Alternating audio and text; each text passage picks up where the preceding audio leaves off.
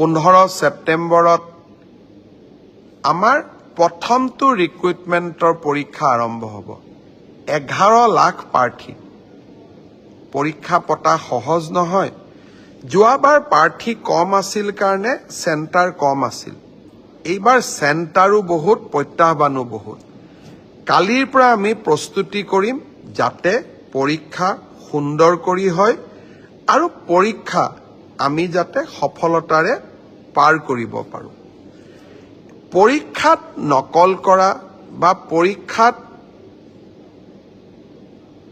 নিয়মৰ বাহিৰত গৈ যিসকলে কপি কৰে, নকল কৰে, তেওঁলোকৰ বিৰুদ্ধে আমাৰ চৰকাৰে এখন বিধানসভাত আইন প্ৰণয়ন কৰিছে।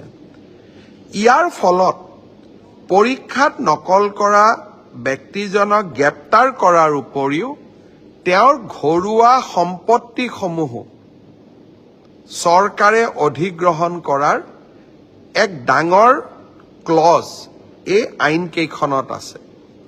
2 দিনৰ ভিতৰতে আমি এই আইনখনৰ বিষয়েও বহুল প্ৰচাৰ কৰিম। মই আশা কৰিম মেধাৰ ভিত্তিত নিযুক্তি। বহুতে কয় মোৰ মেৰিট আছে কাৰণে মই চাকৰি পালোঁ। এতিয়া ফেশ্বনো এটা আছে যে আমি বিজেপিক কিয় ভোট দিব লাগে, আমিতো মেৰিট আছে কাৰণে চাকৰি পালোঁ। মই এটাই কথা ক'ম, মেৰিট আৰু মেৰিটৰ ভিত্তিত পৰীক্ষা পাতা এই পংকিলতাৰে ভৰা সমাজত ইমান সহজ নহয়। এক প্ৰকাৰ কালি পৰহিৰ পৰা আমাৰ অফিচাৰসকলে ৰাতিয়ে দিনে কাম কৰিব লাগিব যাতে 15 ছেপ্টেম্বৰৰ পৰীক্ষা নিকা হয়। কিন্তু মুখ্যমন্ত্ৰী বা আন মন্ত্ৰীসকলে যদি বিচাৰে পৰীক্ষা নিকা হ'ব নালাগে, মোৰ মানুহে চাকৰি পাওক, তেতিয়াহ'লে সকলো কথা সহজ। 7ৰ বিপৰীতে গৈ আমি কাম কৰিছোঁ। পৰীক্ষা নিকা হওক, আমাৰ মানুহে পাওক নাপাওক, মেধাৰ ভিত্তিত চাকৰি হওক। এই সংকল্পক সিদ্ধিলৈ ৰূপান্তৰ কৰা এটা অতি কঠিন কাম।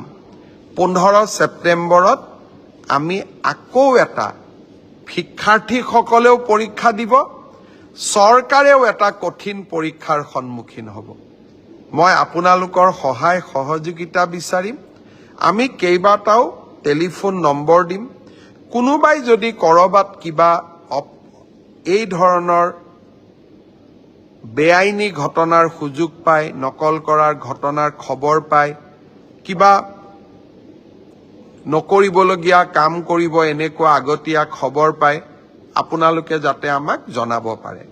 15 ছেপ্টেম্বৰৰ পৰীক্ষাটো চৰকাৰে নহয়, অসমবাসীয়ে লগ লাগি আমি সুন্দৰ কৰি পালন কৰিব লাগিব।